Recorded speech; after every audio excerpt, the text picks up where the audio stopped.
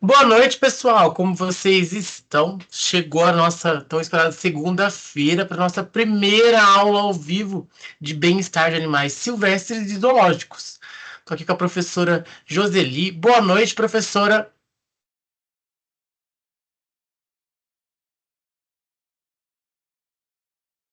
Boa noite, tudo bem? Bom, pessoal, a professora Joseli é ela que vai trabalhar com vocês nessa disciplina, né, professora? Isso, eu sou a professora Joseli, vou estar trabalhando então com vocês essa disciplina. Espero que até o final dela todos saiam aqui bem informados. Também estamos com o coordenador do curso de vocês, professor Leandro. Boa noite, professor. Boa noite, professor Pablo. Boa noite, professora Joseli. Tudo bem? Boa noite, tudo bem? Pessoal, professora Joseli, né?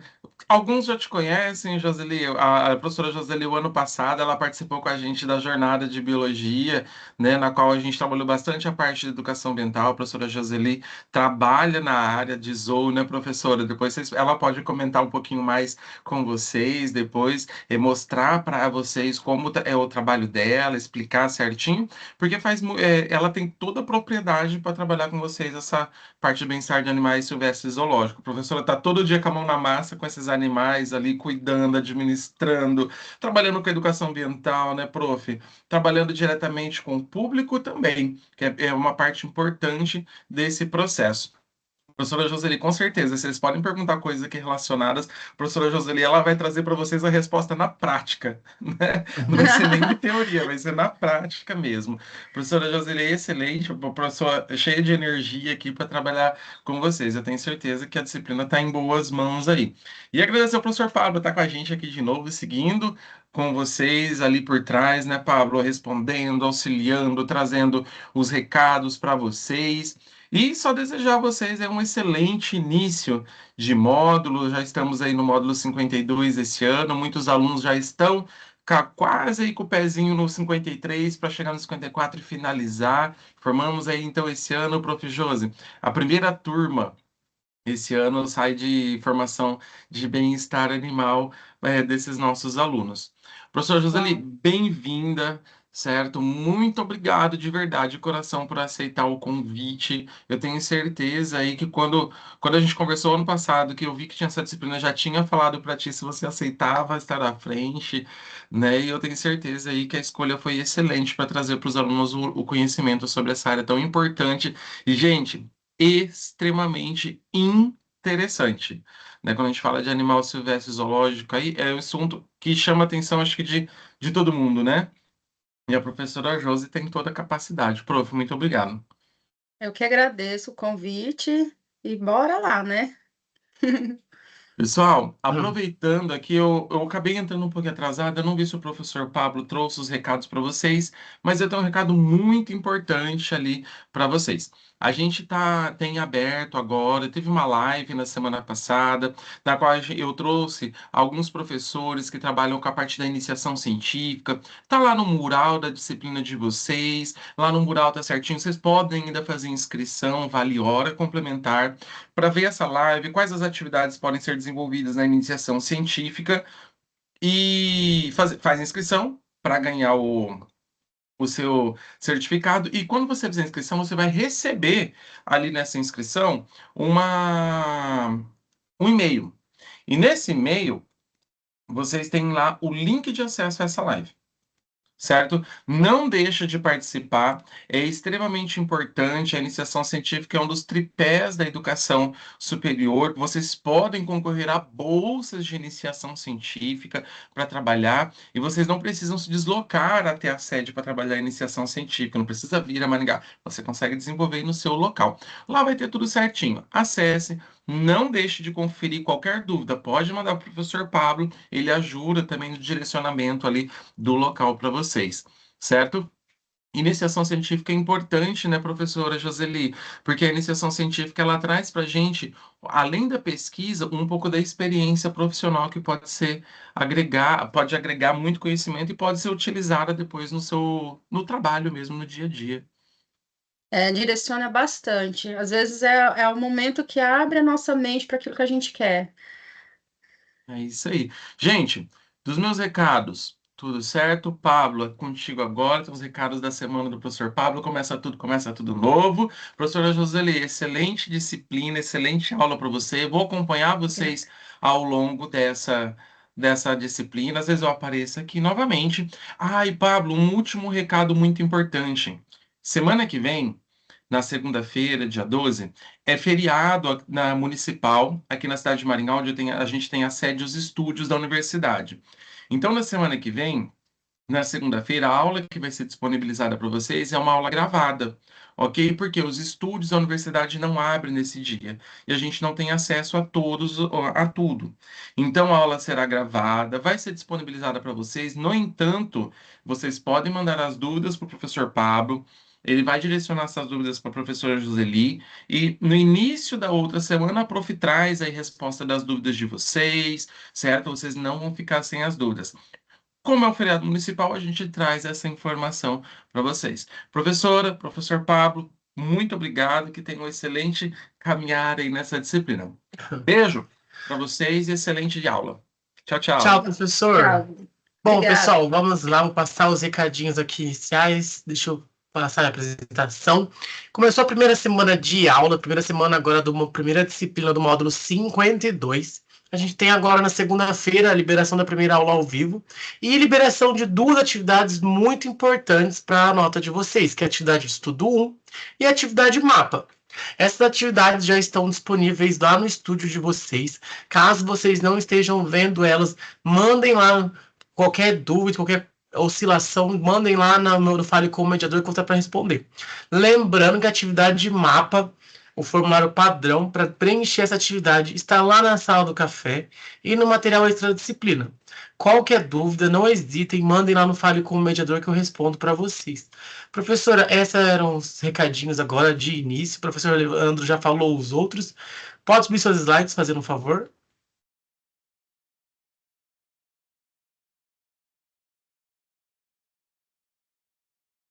Só colocar aqui um minuto.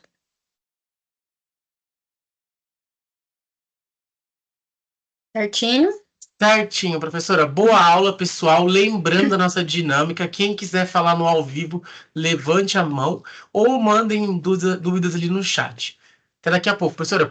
Aí eu vou ficar aqui por trás, no final da aula eu volto.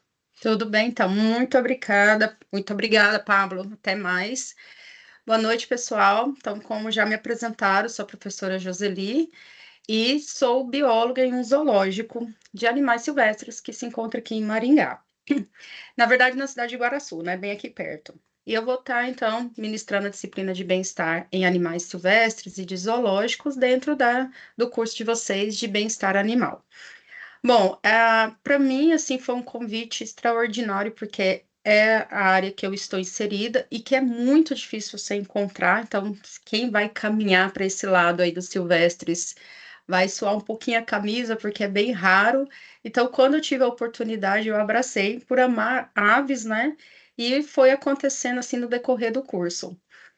Hoje a gente vai estar trabalhando as duas primeiras unidades, né? Praticamente uma introdução do que a gente vai ver mais lá à frente, para a gente chegar nos animais silvestres em si. Então, a gente tem algumas metas de aprendizagem, né? Conforme está no livro de vocês. A gente vai falar conceituar, diferenciar os diferentes tipos de animais. Isso é super importante. Isso é super importante porque às vezes a gente quer trabalhar um animal e ele não se encontra nem no Brasil, né? Então, cada passo que a gente for dando é um degrau de escada para a gente chegar lá onde a gente quer alcançar o nosso objetivo, né? A gente vai elucidar essas características físicas, apontar a importância desses conceitos, explicar como a classificação ajuda na preservação das espécies. Tem gente que acha que não tem nada a ver, mas tem muito a ver. A gente vai construir o conhecimento acerca desse tema, aplicar os conhecimentos na adoção de medidas de bem-estar. Então, tudo que a gente for falando durante a aula, a gente vai entender lá no final dela, né, a importância que foi todo esse patamar de informações. Na segunda unidade, então, a gente vai analisar os conceitos de animais ameaçados de extinção, que é a classificação da IUCN. pesquisar os animais utilizados como símbolo para conservação, que isso também é super importante, eu achei isso extraordinário. Falar também um pouquinho sobre alguns projetos que existem no Brasil, que ajudou muito na preservação, na conservação de algumas espécies. A lista vermelha de animais, a gente vai estar falando sobre a importância que tem de entender por que ele está conceituado naquela determinada, listado naquele determinado padrão ali, e explorar ações e projetos de conservação, tá? Bom, então vamos dar início à unidade 1, que é a classificação de animais silvestres, né? O que a gente precisa entender? Eu tenho um animal, né? Esse animal, de onde que ele veio? Por que que ele surgiu? De qual país que ele é? Ele é endêmico do Brasil? Ele é nativo? São muitas perguntas que se faz e que muitas vezes a gente não tem a resposta. A gente vai sair daqui com essas respostas, né? Aprender a classificar eles é de suma importância. Porque desde que o mundo é mundo, né, existe resquícios que existiam animais, seres humanos e animais. Desde micro-organismos, né, até bactérias, até macro-organismos, como um elefante, por exemplo. E tudo isso foi importante na classificação deles, para eles poderem diferenciar o que é um animal, por exemplo, endêmico, o que é um animal nativo, por que esse animal ele só encontra naquela determinada região. Então, por mais que o nosso país, por exemplo, é um país de assim, biodiverso muito grande, a gente tem ainda muitos pontos de interrogações e que talvez vocês aí, futuros profissionais, né, consiga ajudar a gente que também está na área de pesquisa, né, a classificar esses animais. Então, para a gente poder primeiro para a gente poder dar os primeiros passos, a gente precisa classificar esses animais, né? O que diferencia um animal exótico de um animal nativo, de um animal endêmico? Primeiro de tudo, a classificação vai de acordo com o local de ocorrência daquele determinado animal e também do grau de domesticação pelos seres humanos. Porque nenhum animal domestica o outro, né? São seres humanos, ação antrópica que vai domesticar aquele animal. Só que hoje em dia, né, na era que a gente está, isso aí não está tão bem dividido. Porque, por exemplo, quando a gente fala de grau de domesticação, quando nós falávamos de animal silvestre, então era um determinado animal que o ser humano não tocava.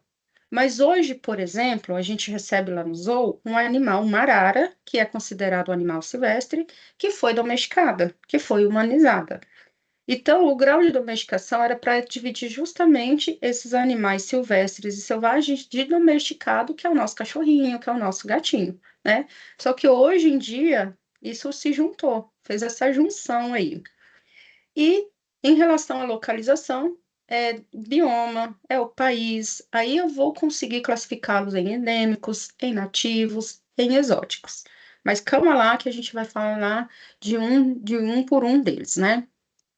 Normalmente, tá? Isso é normal. Há uma confusão muito grande em diferenciar animais silvestres e diferenciar animais selvagens, né?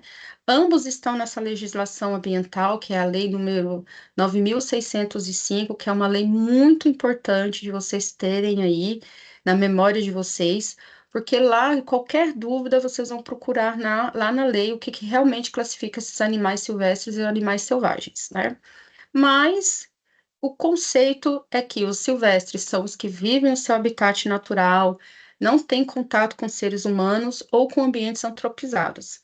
Mas, como eu já falei, hoje em dia ele é silvestre porque ele está classificado como silvestre, mas existem animais silvestres que já estão sendo domesticados. E os selvagens são aqueles que vivem em seu habitat natural também e não permite aproximação. Então, para a gente entender melhor, o silvestre, por exemplo, eu estou numa floresta, eu vejo uma arara. Ela vai ficar quietinha me olhando, ela não vai me atacar por eu estar ali. Mas, de repente, eu encontro uma onça, né, ali no meio do caminho. Então, aí ela já é mais selvagem, ela tem essa possibilidade de ser agressiva comigo. Mas é claro, eu tô vendo uma arara, eu vou lá e meto a mão nela, ela vai bicar. ela vai se defender, mas ela não me atacou, no sentido de vir até a mim. Eu que fui até ela e ela se incomodou. Então, eu consigo desenhar melhor, e eu acredito que vocês pode ser que também consigam diferenciar melhor, olhando para esse lado, conforme eu falei aqui. E os domesticados, eu acredito que seja a forma mais fácil da gente definir, que são justamente esses animais que foram sendo domesticados ao longo dos anos, né? Que tem costume, são acostumados à presença do ser humano. Então, às vezes, vocês vão visitar a Amazônia, por exemplo, tem ali uma tribo, tem um macaco que vem, não precisa nem ir lá na Amazônia, né? Só aqui no parque, você já vê ali um animal vindo. Então, você domesticou um animal silvestre e tinha que estar lá na natureza se virando por conta própria, né? Não era para eu estar ali alimentando ele, dando bananinha, ele roubando meu alimento. Não, era para ele estar sossegado, mas a gente, né, vai lá e vai acostumando, eles vão se sentindo à vontade, eles vão se sentindo bem e ficando mais próximos ali da gente. Em relação aos locais de ocorrência, a gente também diferencia de três formas, né? Os endêmicos, os nativos e os exóticos. Os endêmicos e os nativos também costumam causar uma certa confusão. Mas vamos lá tentar resolver esse enigma, né? Os animais endêmicos, eles são considerados que são aqueles que existem na determinada região, naquele determinado país, ou naquele estado, ou naquele bioma. Ele tem uma distribuição restrita a uma área geográfica específica e você normalmente não encontra em outros lugares do mundo, tá? A exemplo que eu trouxe aqui, a jiboia ilhoa, ela é endêmica da região do litoral do sul de São Paulo. Mas eu vou falar com mais precisão da ararajuba, né? A gente tem lá no zoo, que ela é endêmica da Amazônia brasileira. Então, ou seja, ela não, por exemplo, não seria possível você encontrar ela no Cerrado, porque ela não vai encontrar um habitat ali para ela sobreviver, não vai encontrar a alimentação adequada dela. Então, ela é da Amazônia brasileira. Só que a Amazônia brasileira, ela atinge 9 estados, por exemplo. Aí entra a parte nativa, que é aqueles que ocorrem em determinada região ou bioma. Então, se ela é nativa, a gente tem que observar o bioma ou a região específica que a gente está estudando. Então, vamos voltar na Ararajuba. Então, ela é endêmica da Amazônia brasileira. A Amazônia brasileira ela abrange 9 estados do Brasil. Só que a Ararajuba, ela é nativa da região do Pará. Então, se eu tô lá na Portugal e quero falar da ararajuba, porque olha que espécie mais linda, ela é verde e amarela. Ela é assim, tá, gente? Ela foi pintada por Deus, ela é verde e amarela. Então, aí eu falo, olha, a gente tem uma espécie nativa brasileira. Ah, é? Qual? A ararajuba. Tudo bem falar assim, porque realmente ela é do Brasil, ela não é nativa da Bolívia, ela não é nativa dos Estados Unidos, ela é nativa do Brasil. Mas se eu for falar de uma forma mais exemplificada, mais extensa, aí eu falo, Ararajuba, ela é nativa do Pará, ali na região de Belém, mas ela é endêmica da Amazônia brasileira.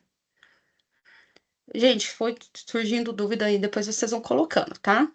E os exóticos, acredito eu que sejam mais fácil da gente diferenciar, porque são aqueles animais que vocês não encontram naturalmente na sua região, no seu país, tá?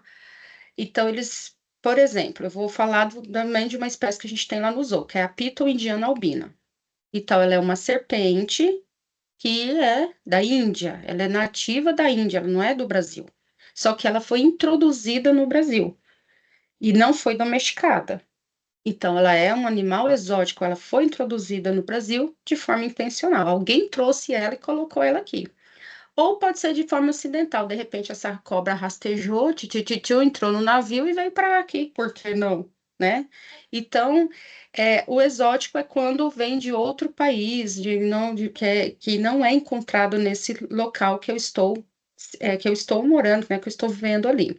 Aqui a gente tem os lêmures, né? Que, por exemplo, esses lêmures, eles são lá de Madagascar. Só que se você for ali em São Paulo, ali no Animalia Park, você vai encontrar os lêmures. Eles não são brasileiros, eles são de Madagascar. Assim como o tigre de Sumatra, é perfeito esse felino, né? E ele é da ilha de Sumatra, na Indonésia, porém, você, por exemplo, pode ir no Animalia e encontrar esse tigre lá, né? Eu não vou dizer para vocês como que eles chegaram até o Animalia, porque eu não sei. Mas pode ser que alguém trouxe, né, de uma forma totalmente errônea, chegou aqui e a polícia apreendeu. Às vezes é mais trabalhoso levar esse animal para o seu país do que tê-lo aqui. Só que para tê-lo aqui, mantê-lo aqui, eu preciso, obviamente, ter a região própria, ter a alimentação própria, então não é tão fácil assim, né? A nossa serpente, por exemplo, ela é, por ser carnívora, então ela acaba sendo mais fácil, né, da gente poder cuidar, mas tem animal que tem uma alimentação muito específica daquela determinada região ali, que nasceu, criou ali, né, e encontrou naquele país a forma de sobreviver, e que talvez não vai encontrar aqui uma forma de sobreviver, né? Igual eu vejo, por exemplo, o urso polar. Como um urso polar no Brasil? Ah, mas tem lá não sei aonde. Ok, mas teve que criar um ambiente para ele sobreviver naquele local. Não deixa de ser um animal exótico. E os animais exóticos, eles também, a gente tem que prestar bastante atenção, ter muito cuidado, porque eles podem ser, eu não gosto de usar essa palavra, mas não tem outra, eles podem até ser uma praga. Por quê? Porque a, a Python, por exemplo, ela foi introduzida de forma intencional lá nos Estados Unidos e eles estavam pagando pessoas para caçar a cobra, porque ela começou a predar Deus e o mundo. É uma cobra que bota cerca de 60 a 80 ovos. Então, como que você. Ah, eu quero um casal de cobra que eu quero criar e vender cobra para Deus e mundo. Ela é dócil, ela é tranquila, tá, tá, tá. Mas onde que você vai colocar 60 filhotinhos? Aí vai começar a ter um gasto muito grande. Aí você fala, ah, eu vou colocar ali, debaixo do tapete, ali naquela mata ali, ela que se vira. Aí aquilo vai, você joga duas, joga três, joga 10, naquilo ali já começa a criar, bota 60 aqui, 60 ovos ali, de repente fica de uma forma incontrolável. E aí vai predar, vai virar, aí você começa a construir, vai entrar na sua casa. Então tem que ter bastante cuidado. É bonitinho, é fofinho, mas tem que cuidar bem. Eu jamais vou ser a favor disso, de trazer animais, tirar do habitat natural, né? Mas tem que ter bastante cuidado, tá? Então, de forma resumida, endêmico é daquela determinada região do bioma, né? O nativo é que nasceu naquele local, né? Que foi, de repente, e isso tem muita briga, gente. Todo mundo que vai visitar o zoo pergunta, mas esse aqui é nativo de qual lugar? Aí fica aquela briga, porque todo país quer dizer, nossa, é da Bolívia, não, é do Brasil, né? Então, hoje, inclusive, tem muitas espécies que você procura, de onde ele é nativo. Então, por isso que às vezes é mais fácil falar é nativo do Brasil, né? Porque vai ficar aquela briga. Então, por exemplo, a Amazônia também, a floresta amazônica, ela abrange também alguns países, né? Ali, Bolívia e tal. Então, eles sempre vão brigar. E para vocês verem, né? Por exemplo, a arara macau, ela pode ter migrado da Bolívia e vindo para o Brasil, porque o primeiro mapa do Brasil tem arara macau. Então, assim, a gente consegue comprovar que ela já existia no Brasil, né? Quando foi desenhado o primeiro mapa do Brasil. Então, quando vão lá no zoo, falam, não, ela é brasileira, mas o povo briga que ela é boliviana. Então, vai existir muito isso, tá? Dependendo do animal que vocês escolherem trabalhar aí de repente. Bom, e existe a classificação taxonômica, que hoje, para você encontrar alguém que trabalhe com essa classificação, gente, é muito difícil. Eu acho que é a área da biologia que mais raramente você encontra uma pessoa para fazer essa classificação, porque são muitos detalhes, não é à toa que a gente que está nessa área, a gente tem que tomar bastante cuidado, tá sempre atualizado. E eu vou estar pegando no pé de vocês para vocês lerem bastante artigo, porque os artigos, né, mais recentes, eles trazem mais informações. Mais recentes, de um que foi classificado, reclassificado, e para chegar na classificação de hoje daquele determinado animal, gente, não foi simplesmente fácil, né? Hoje a gente conseguiu dividir tudo em 5 reinos, mas antes existiam 3. Então, eles foram, não, mas isso daqui, a bactéria era um animal. Não é um animal, ela é uma bactéria, que não é animal, não tem traços de animais.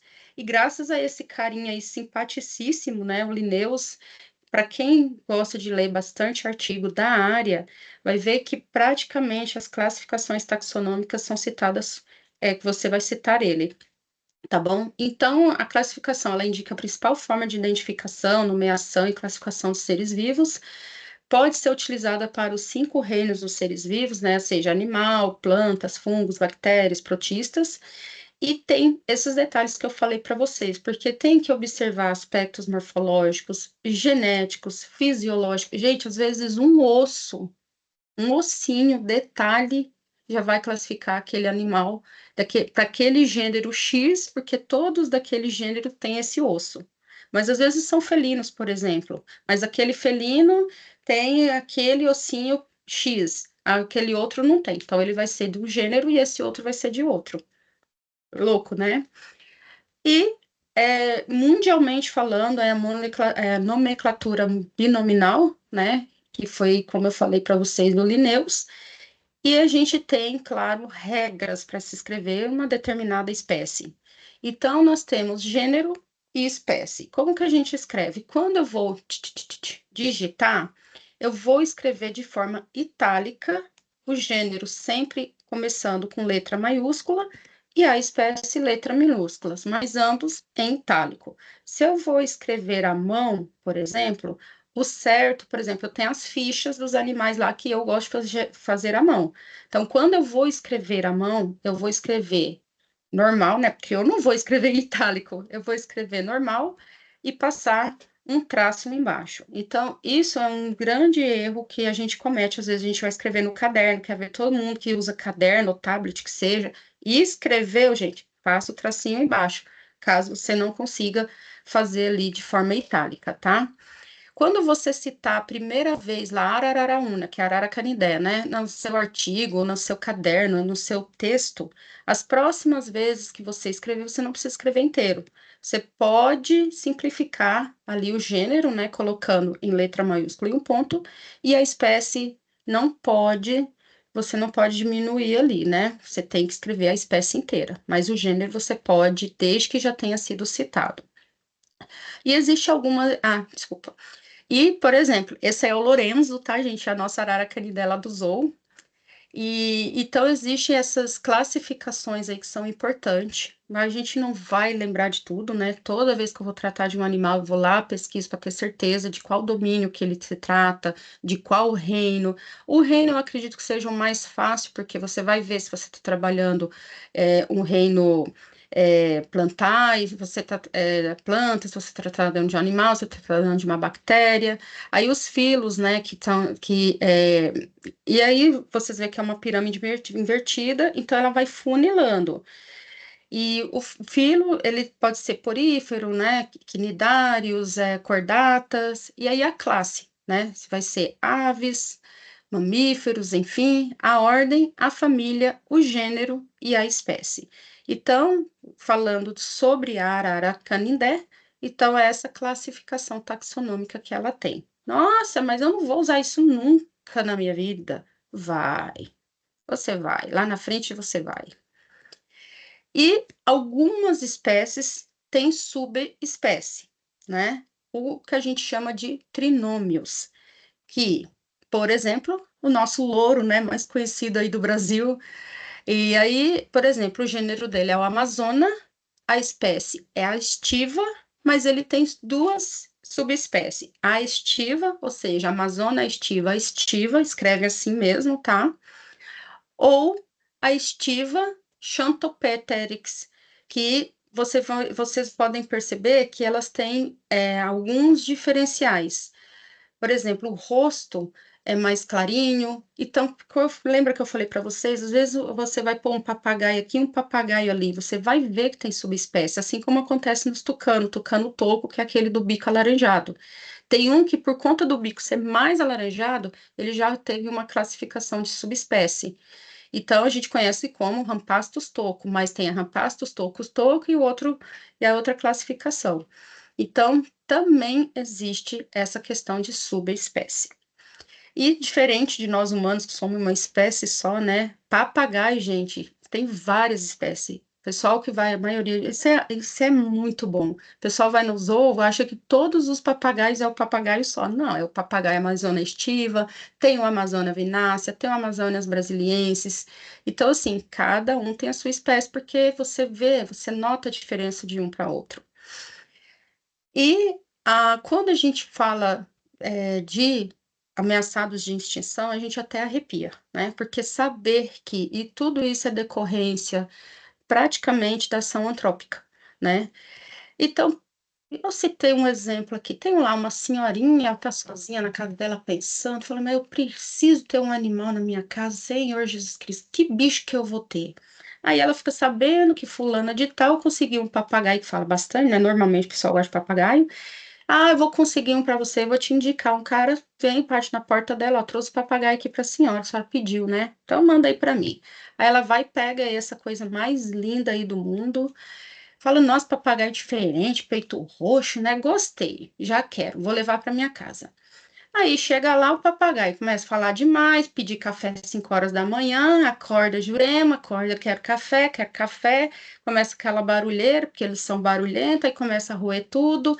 Ela fala, Senhor, que besteira que eu fiz, tá arrumando papagaio.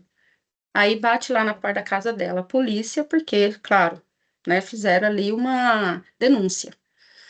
Aí descobre que o papagaio de peito roxo está classificado como ameaçado de extinção. Ela não sabe explicar de onde que foi a origem dele, trouxeram aqui na porta da minha casa. E, além disso, ela parou as penas porque ela não queria que o papagaio voasse, porque estava voando para tudo até lá, comendo guarda-roupa, tudo. E ela falou, não, vou deixar esse bicho estrelhado. E aí, gente, ele falou, você vai receber multa, sofreu várias sanções, né? E aí ela vai lá e vai entender o que que é o ameaçado de extinção. Então, isso aqui tem perigo. Então, a gente tem lá, todos eles foram de apreensão. E aí ela fala: Poxa vida, que besteira que eu fiz. Então, pessoal, o tráfico ele é o terceiro maior atividade ilegal do mundo. Isso é uma vergonha a gente falar isso. Ela só perde para arma e para drogas. Então, assim, você está tirando um animal do seu habitat, a cada 10 que eles tiram, 9 morrem no caminho, muitos deles continuam sofrendo maus tratos quando chega ali no seu destino, e por isso que eu falei no comecinho que, infelizmente, é a ação antrópica que faz eles serem classificados aí. Então, existe uma lista muito importante que também vocês vão memorizar, que é a lista vermelha de espécies ameaçadas da União Internacional para a Conservação da Natureza e dos Recursos Naturais, que é a IUCN. Então, eu coloquei aí o endereço, se vocês quiserem printar a página, tirar foto. Gente, visita. Aí você quer saber, por exemplo, eu quero saber se a arara azul está extinta. Só colocar lá. Vocês primeiro, eu indico vocês procurarem a espécie, né, o gênero, espécie, já para sair habituando e colocar lá. Por quê? Se você colocar arara azul, existe arara azul grande, arara azul de Lear e ararinha azul. Então, às vezes, popularmente conhecido é uma coisa, mas o nome científico não tem erro. Arara canindé, que é a do peito amarelo. Existem regiões que chamam arara do peito amarelo, e inclusive tem região que chama arara de arara azul. Então, primeiro de tudo, quero saber se esse animal está em risco de extinção. Já corro lá, digito o nome popular, que eu conheço ele, vejo o nome científico e aí eu jogo lá na lista, tá? Então, tem 7 classificações, né? Que é a que pouco preocupante, é aquela que está então tranquila, tem um número, né, um número maior de indivíduos. E, gente, depende da espécie para ser classificada. Então, a arara canindé, por exemplo, ela está pouco preocupante, porque ela tem demais. Existiu vários projetos em cima dela, então hoje elas reproduzem, por exemplo, em cidades, ali no coqueiro mesmo. Elas já ficaram bem urbanas, né? Então, ela já está pouco preocupante, porque aquela determinada espécie e tem um número maior. Mas tem espécie, gente, que 3, 4, 5 indivíduos já é pouco preocupante, porque é muito raro, né? A quase ameaça, aí já dá um alerta ali nessa lista, fala, peraí, calma aí, que se ela tá quase ameaçada de extinção, ela tá entrando, ela tá com um pezinho para entrar em ameaçada. Vulnerável já é a primeira classificação dentro das ameaçadas, em perigo é a segunda e a crítica é a terceira. E quando alerta o crítico, ou seja, ela já realmente está para ser extinta na natureza.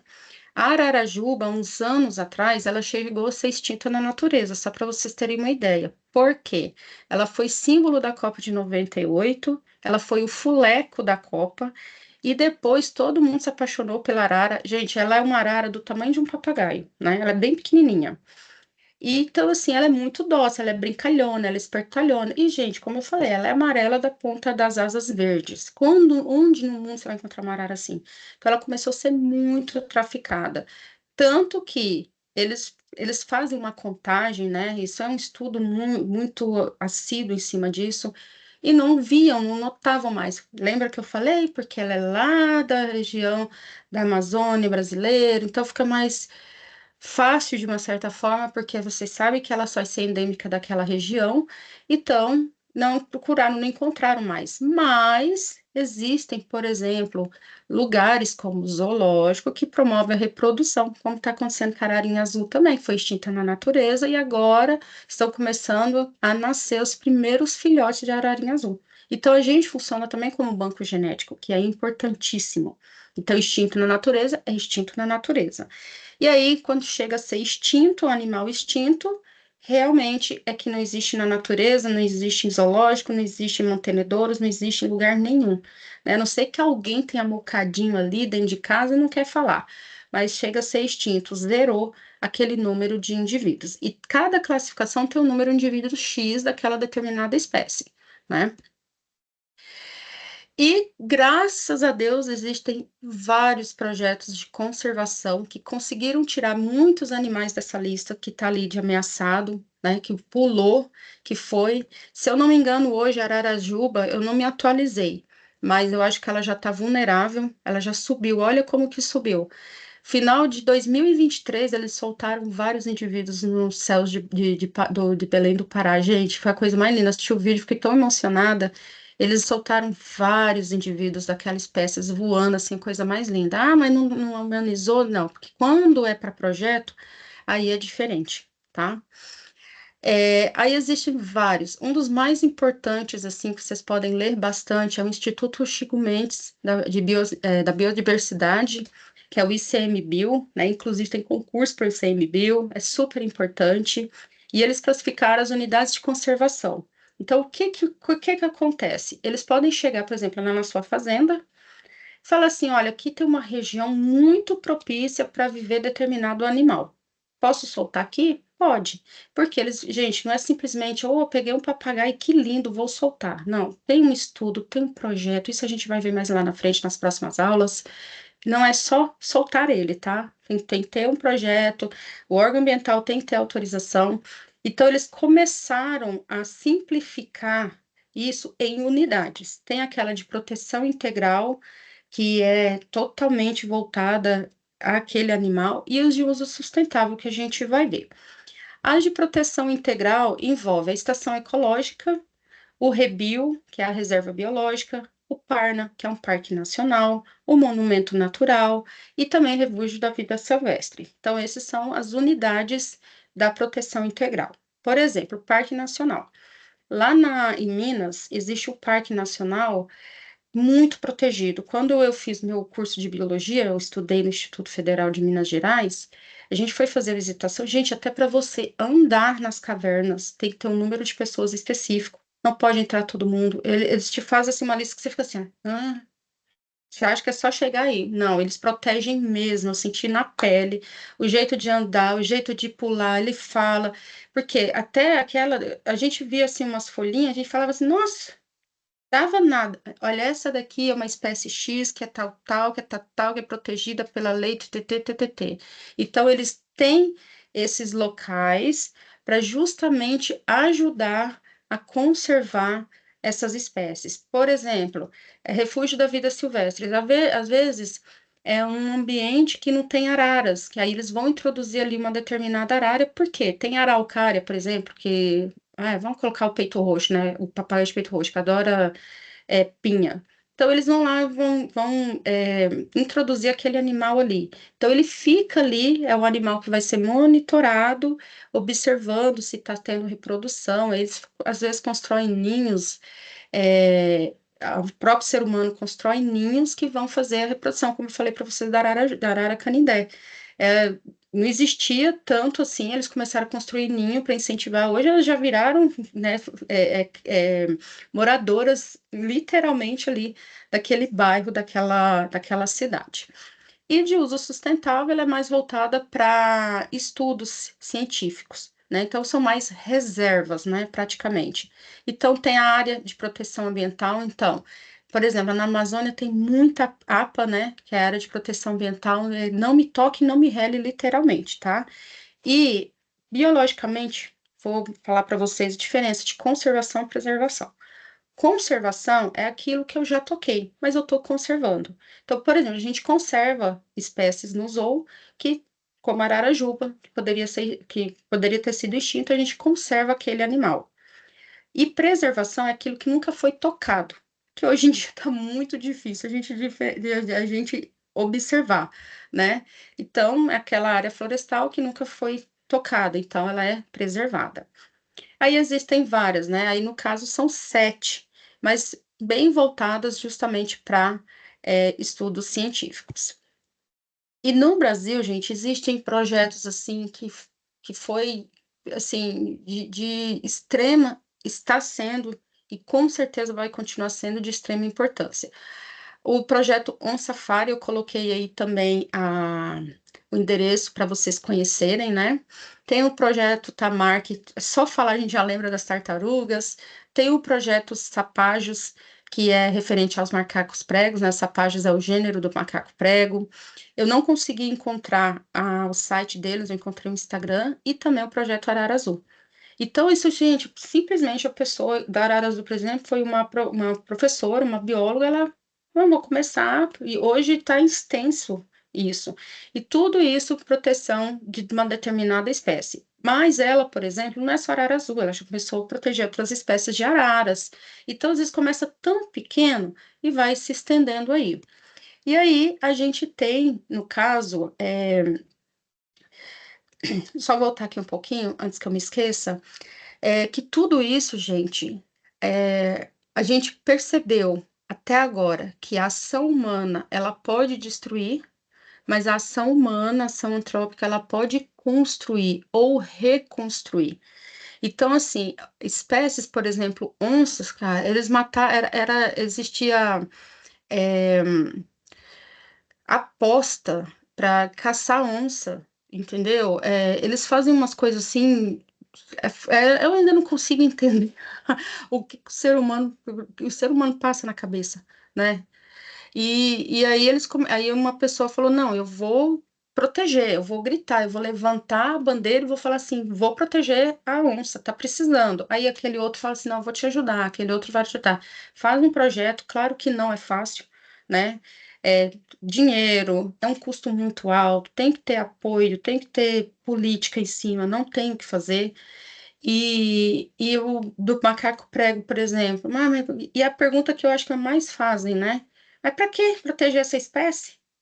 Vocês vão ver, tá? Quando vocês estiverem trabalhando, atuando aí na área, ou não sei se alguém aqui já está atuando, vocês vão ver as perguntinhas que os leigos fazem, né? Mas, tá, e aí? Um dia eu falei para uma visitante, né? Foi soltada as ararajuba, ela, e aí? Sabe? Vamos respirar. E, por exemplo, o projeto Tamar começou a defender uma determinada espécie, a fazer ali em cima a questão dos ninhos, né? Naquela região da praia que não é tocável, que não passa ser humano, que não joga. Mas não adianta, as pessoas vão achar que é bobeira, para que isso, para que gastar dinheiro com isso, com aquilo, né? Então, tem que, quando se criar um projeto, tem que entender todas as dificuldades, porque é mais fácil você entender as dificuldades, é mais difícil, né, você entender as dificuldades do que as facilidades, porque vai ter, né, a gente que tem o zoo, que tá ali para proteger, que tá ali, a gente ainda recebe críticas, né, mas, gente, parte do zoológico a gente vai ver lá na frente, tá, que Quem sabe a gente já sana muitas dúvidas sobre o zoo, tá? E o da arara azul, como eu falei, começou com a espécie, né? Ela começou com a espécie azul de lear e foi, hoje ela já tem a ararinha azul, hoje já tem a arara macau, tem a arara canidé, que ela acabou abraçando arara, por mais que seja da arara azul.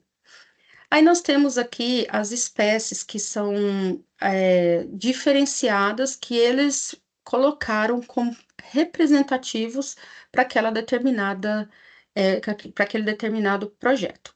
Por exemplo, uma espécie bandeira é aquela que você levanta. Por exemplo, levanta a bandeira do Brasil, todo mundo já sabe que é do Brasil.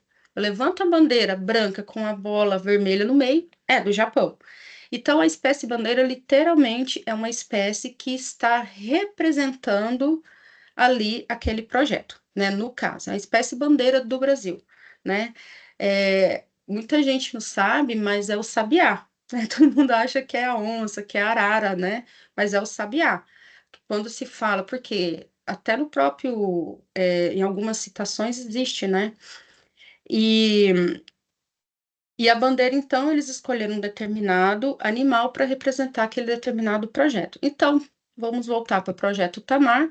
Eles escolheram a tartaruga marinha, né, para representar o projeto deles, mas eles protegem várias espécies. Por exemplo, mas eu vejo uma tartaruga e já falo, projeto Tamar, né? Então, ficou marcado mesmo. E da onça safari, claro, o próprio nome já diz, é uma onça pintada. Mas hoje eles protegem várias outras espécies de felinos, né, de gênero Panthera. E existe as espécies guarda-chuva. Olha o símbolo, guarda-chuva, proteção, né? Um guarda-chuva, ele além de proteger você, protege ali um pouquinho da região que você tá. Então, as espécies guarda-chuva são aquelas que representam uma determinada região. Essa é a nossa arara vermelha, a rúbia. Todo mundo lá tem nome, tá, gente? E ela, por exemplo, foi escolhida para representar a floresta amazônica. Então, não é um projeto, é uma região, é um determinado bioma. Então, quando eu falo quem representa a região amazônica, a gente fala da arara vermelha. Essa arara vermelha é grande, que a arara macau é também a arara vermelha pequena. Então, assim, a gente tem um animal que simboliza aquela determinada região, que abraça todos os animais daquela região. E o lobo-guará, que também, né, ele representa o cerrado. Então, cada região tem a sua espécie guarda-chuva. Então, quando fala de lobo-guará, automaticamente a gente pensa que ele está protegendo outros animais da região e também o próprio bioma. Bom, pessoal, a gente tem ainda alguns minutos. Eu quero passar para vocês essa reportagem que eu falei para vocês, foi emocionante, né? Eu vou só antecipar um pouquinho aqui, só para vocês entenderem a verdadeira importância desses projetos. E que quando você for visitar um zoo que é pago, né, como o nosso, vocês entenderem que aquele dinheiro você está ajudando a proteger a espécie. Às vezes você não consegue proteger a Ararajuba lá na região do Pará, mas você consegue proteger aquela espécie dentro de um zoológico. Vamos prestar atenção, é rapidinho.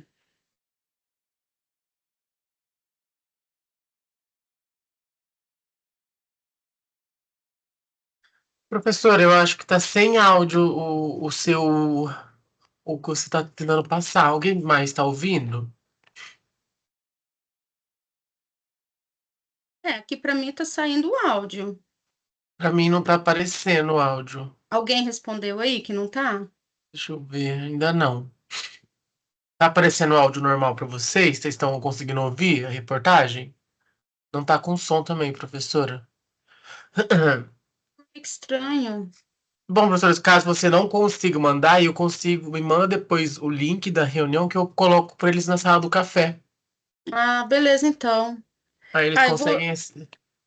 Porque ela estava explicando sobre, ou se eles quiserem ver esse áudio só para a gente finalizar, só para eles verem a soltura, como que é. Ah, pode passar, professor. Depois eu Pode passo ser? para eles o link com. Aí eles assistem e conseguem ouvir. Ah, beleza, então.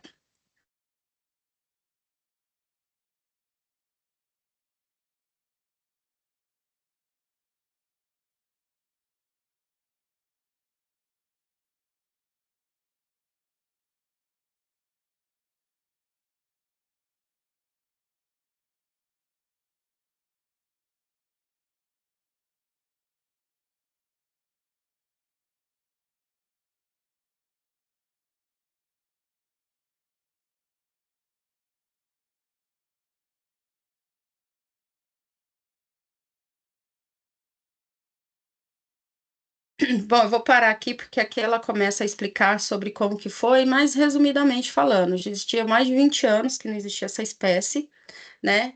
E eles conseguiram introduzir ela no Brasil. E olha para vocês verem que eu peguei na reportagem, né? Trouxeram algumas espécies da Alemanha. Aí eu fiquei pensando, mas por que a Alemanha, né? Se está no Brasil. Provavelmente, quando vieram aqui, levaram algumas espécies para lá, né? E aí foi com Deus, né? E aí, para vocês verem, isso a gente chama de permuta, quando um país, um zoológico, um outro troca. Ah, eu tenho Mararajuba, é macho, né? Mas aí um outro zoológico só tem a fêmea. Então, ou seja, a gente pode fazer permuta justamente em prol da conservação. Bom, então agora, gente, eu só vou passar aqui algumas sugestões de artigo, né? Que é super importante para vocês aí. Então, a gente tem aqui esse artigo do Castro, que é a classificação ontológica normativa dos animais. E ele fala justamente sobre os animais domésticos, selvagens. Então, é uma leitura que vai complementar essa aula de hoje. Essa aqui é o link é a página quando vocês clicarem no link da IUCN, né? Que é a lista vermelha. Então, a gente vai ver vários animais. Isso aqui é muito bom para a gente poder conhecer, nem que seja por foto, várias espécies de animais. E a próxima aula, então, né, que vai ser do dia 12, só que teve essa questão do feriado, a gente vai falar sobre a unidade 3 e a unidade 4. E daí vocês vão vendo que tudo isso que a gente está vendo nas aulas anteriores vai complementando as próximas aulas, né? O porquê que acontece, por exemplo, do animal ser extinto, classificado como extinto, além do tráfico que eu já citei para vocês, tá bom? E claro, o como que a gente pode fazer acontecer, né? Como, por exemplo, a reabilitação desses animais e supostamente a liberação desses animais no seu habitat natural, tá? E é isso, a aula de hoje. Agora a gente tem alguns minutos, né? Acredito eu, para poder responder algumas questões. Professora, para a compartilhação da sua tela. Isto. Que ainda está demorando um pouquinho, né? Para Eu acho que sua responderem câmera algumas. desligou. Ah, tá, pera. Voltei. Voltou. Bom, pessoal, alguém tem alguma dúvida? A gente pode finalizar com algumas duvidazinhas agora no final. Queria perguntar alguma coisa para a professora?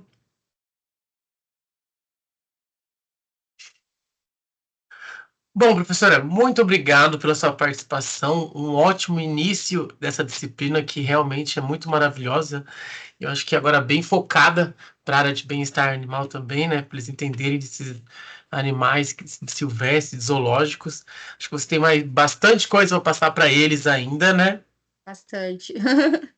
Então, pessoal, para a próxima aula, vejam esses conteúdos que a professora passou, como ela vai ser gravada, vai estar disponível lá no horário normal dessa disciplina.